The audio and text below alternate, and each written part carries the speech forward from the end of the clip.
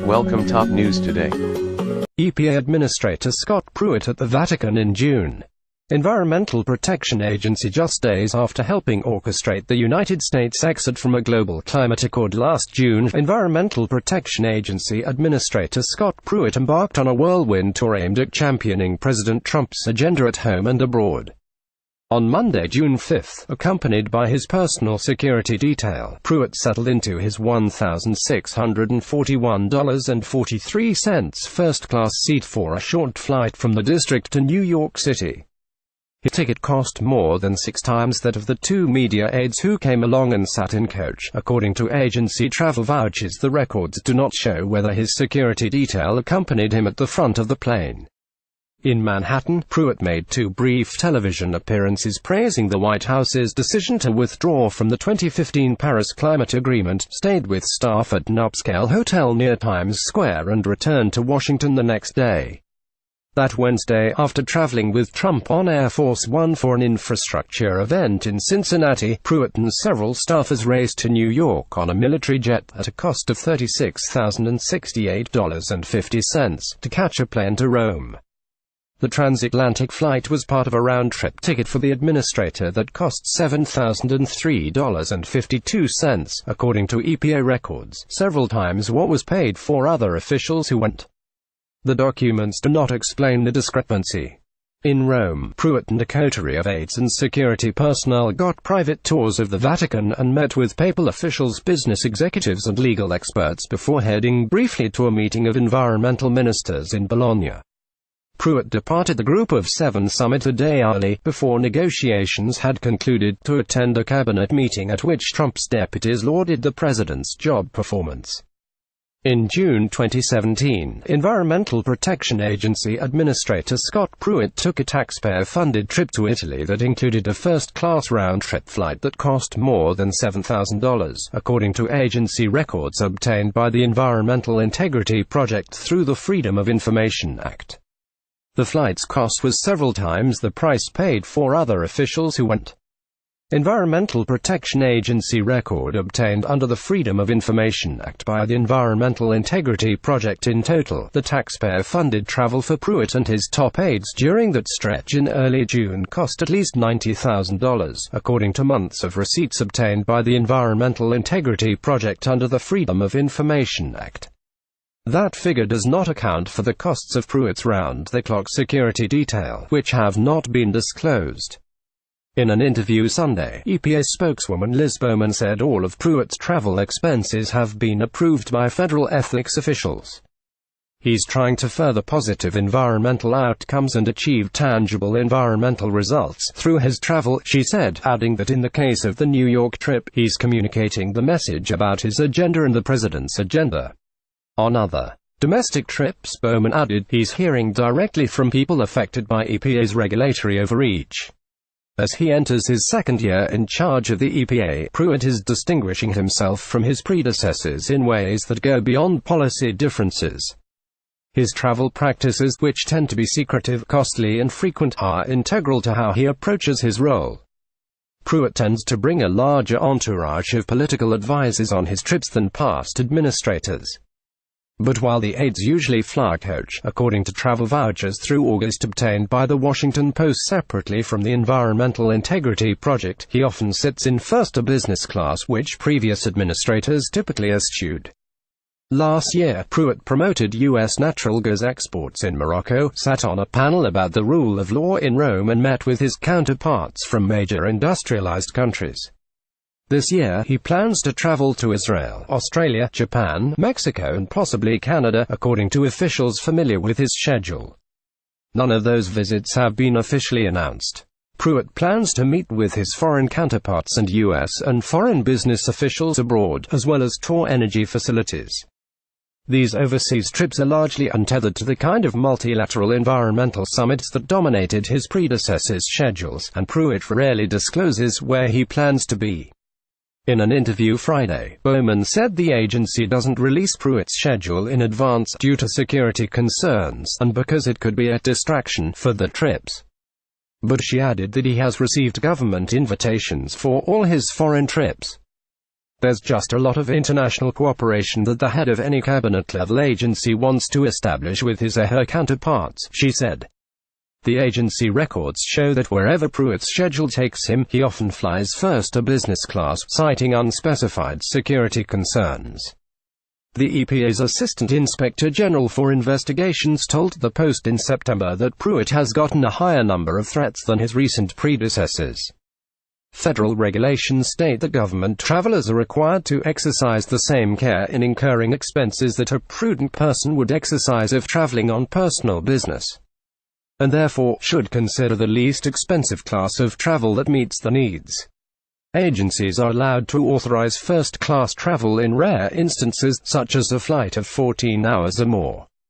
A medical disability or when exceptional security circumstances mean use of coach-class accommodations would endanger your life or government property. Pruitt has used the security exception often during the past year. In a 2-day period last July, he spent $4,443 for separate round trips to Birmingham and Atlanta for visits that included a power plant and farm tour. On at least 4 occasions, he has spent between $2,000 and $2,600 on first-class airfare to official meetings or tours near Tulsa, where he lives. Frequently, he stayed in Tulsa for the weekend, records show, before returning to Washington. Pruitt's other first-class trips include a $4,680.04 itinerary to Salt Lake City, Minneapolis and Little Rock to promote the unraveling of a controversial Obama administration water regulation. Another multi-city ticket, which included stops in Colorado, Iowa, North Dakota and Texas, cost $10,830, according to the vouchers, not including lodging and incidentals. A separate batch of travel vouchers obtained by the Environmental Working Group shows that Pruitt flew coach multiple times from March to May 2017, but he also logged several more expensive trips during that period. On May 11, the administrator delivered the keynote address to the Heritage Foundation's Resource Bank meeting in Colorado Springs. The conservative group covered his lodging, but the ticket cost $2,903.56. A week later, he flew to Tulsa to tour the Brainerd Chemical Co., and stayed the weekend, for a flight cost of $1,980.34. While on the road, Pruitt often stays at high-end hotels, according to travel records: the Kimpton in Salt Lake City, Le Méridien in Minneapolis, the Capitol in Little Rock and the Michelangelo in New York. In addition, he frequently opts to fly Delta Airlines, even though the government has contracts with specific airlines on certain routes. Asked whether there is an additional expense associated with flying Delta when there is a comparable government contract flight, Bowman said, EPA staff seek cost-efficient travel options at all times. Such travel decisions, coupled with a tendency to not publicize out-of-town trips, have prompted criticism from Democratic lawmakers and environmental groups, who have questioned how much some of Pruitt's trips have to do with the EPA's mission. What did American taxpayers get for Pruitt visiting the Vatican and getting photographed with European agency heads, said Eric Schaefer, executive director of the Environmental Integrity Project, of last year's Italy trip. This was all for show. The group obtained Pruitt's travel vouchers through litigation and is suing 4 other travel-related documents, including speeches he has made in closed-door meetings with industry officials. It is acutely paranoid, Schaefer said of the EPA's refusal to disclose Pruitt's whereabouts on any given day. He's a public official. His schedule should be publicly known. At the request of congressional Democrats, the EPA's Office of Inspector General is conducting probes of Pruitt's travel last year and the expansion of his security detail. The decision to bring 7 political aides and his security detail to Rome for 2 days before the G7 summit significantly increased the cost of the Italy trip, which included just 2 career EPA officials. The Rome stop included a routine U.S. Embassy briefing, a meet-and-greet with business executives and a roundtable on the judiciary. But much of the 2-day stop was devoted to papal visits, including a meeting with Archbishop Paul Gallagher and private tours of the Vatican and St. Peter's Basilica. Bowman declined to comment specifically on the topics discussed at the Vatican, but said in an email, while in Italy, Administrator Pruitt discussed how the U.S. is leading the world in environmental achievements to remediate toxic land, reduce air pollution, improve water infrastructure, and ensure access to clean drinking water. She added these discussions were broad and very well received. In December, Pruitt journeyed to Morocco, where he touted America's natural gas exports and discussed a series of policy collaborations between the two countries. Pruitt's two immediate predecessors, Lisa Jackson and Gina McCarthy, also traveled repeatedly to foreign summits and other events. Jackson traveled abroad 4 times a year while on the job, including to the Group of 8's Environment Ministers meeting in Syracuse, Italy, the UN. Climate talks in Copenhagen, the inauguration of Indonesia's president, and the Netherlands as part of a trip focused on sea level rise. The entire delegation flew coach to the Netherlands, and invited the media to come along. McCarthy traveled overseas between 4 and 7 times a year, including to multilateral meetings at GE. Oil and Gas Conference in Florence, Italy, the Costa Rican president's inauguration, and to the closing ceremony of the Rio Olympics. Unlike with Pruitt, the EPA typically announced McCarthy's general itinerary and the purpose of her trips in advance. McCarthy will arrive in China beginning on Monday, December 9, to discuss oceanic cooperation on air quality, climate pollution and environmental issues. She will travel to Beijing, Shanghai and Hong Kong during her 4-day visit, read a 2013 agency news release posted days before her visit. By contrast, Pruitt's EPA routinely gives the public no such notice, either domestically or internationally. Last week, for instance, Pruitt surfaced in Florida, to the surprise of reporters who cover the EPA and even media outlets in the state. An official said the agency notified some local and national outlets. The EPA has also declined at times to confirm in advance Pruitt's speaking engagements to various industry and political groups. Several foreign officials, when contacted by the Post, deferred questions about Pruitt's upcoming visits either to the U.S.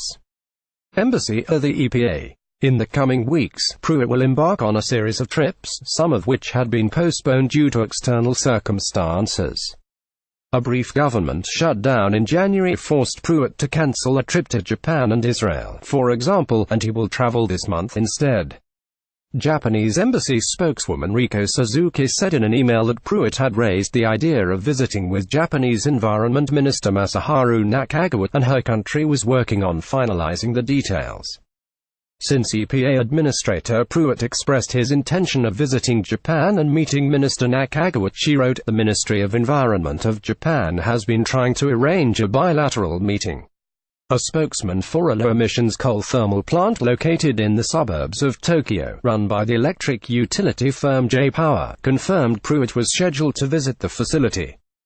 J-Power spokesman Shingen Tsunioka said that the plant emits almost no nitrogen oxide and sulfur dioxide, 2 major air pollutants released by burning coal. Bowman said Pruitt is headed to Japan to strengthen existing areas of environmental cooperation, learn how Japan is responding to emerging energy challenges, and share successful approaches to innovative environmental technologies. The administrator also will participate in a business roundtable with the American Chamber of Commerce in Japan, and visit the Yokohama hydrogen supply chain demonstration, she added.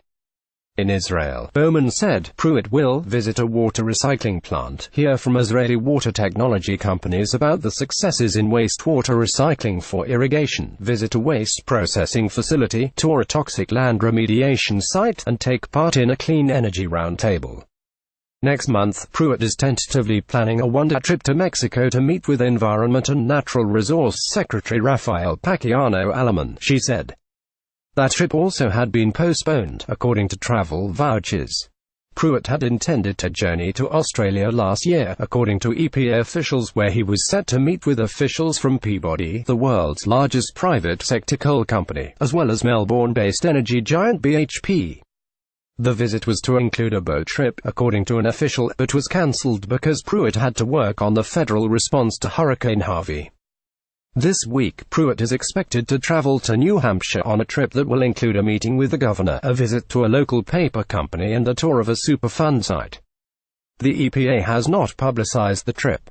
Yuki Oda in Tokyo and Ruth Egalash in Jerusalem contributed to this report.